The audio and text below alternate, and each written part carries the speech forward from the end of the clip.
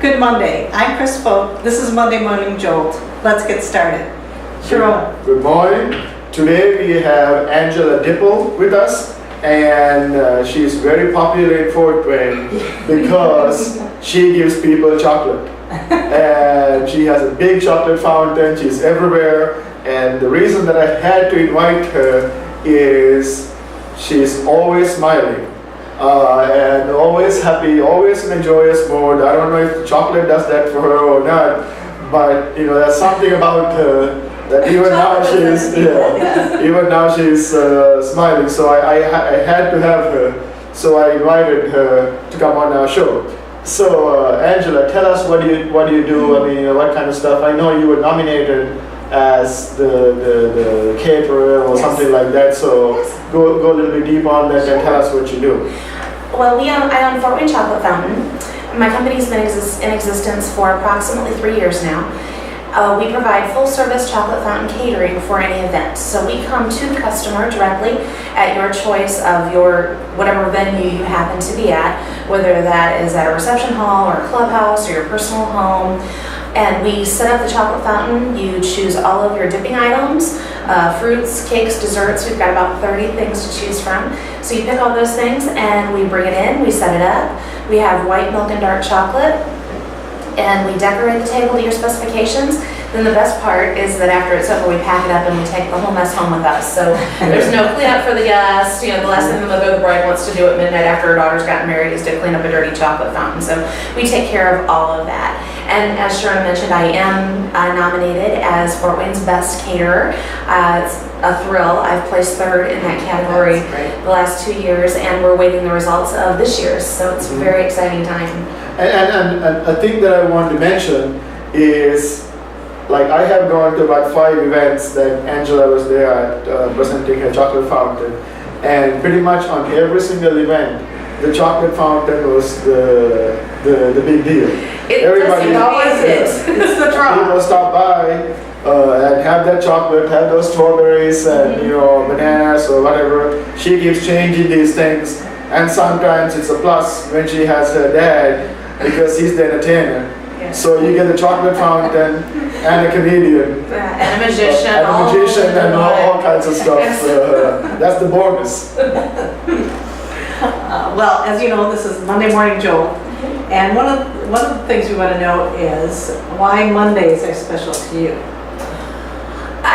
I love the start of a good week. I love the idea of putting away an old week and starting fresh and new, and my to-do list of things that I want to get done, take care of. I'm very much a list kind of girl, check it off, get it done. So I frequently have my list in the kitchen and my spiral bound notebook running around with me, and so I really actually do love Mondays. I'm probably in the minority.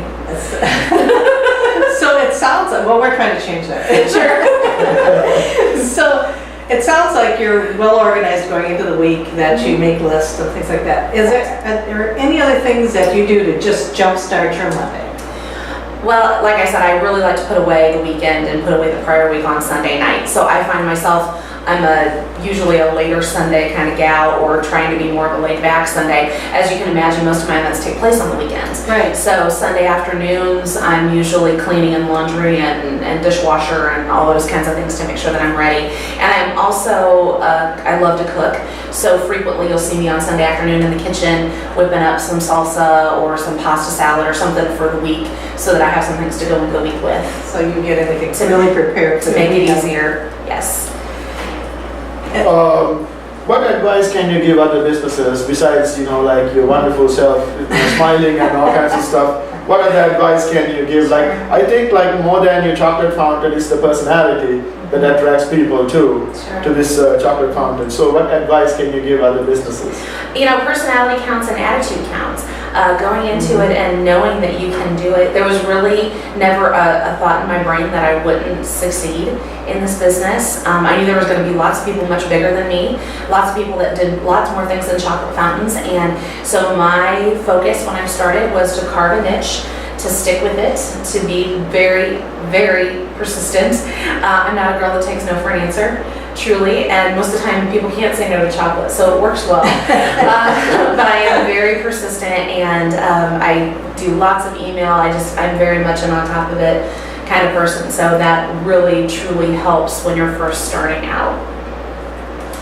Do you have a philosophy or adage by which you live your life and run your business? First impressions count. That's a really big deal. You have to make sure that you're getting out there every time and putting out your best possible product. And I don't mean just product by the chocolate. I mean product by presentation, how you're dressed, how your overall look is, what your business cards look like. All of those things matter. You know, I can't tell you how often I'll be in a meeting somewhere. I'll be meeting someone for the first time. They won't look me in the eye.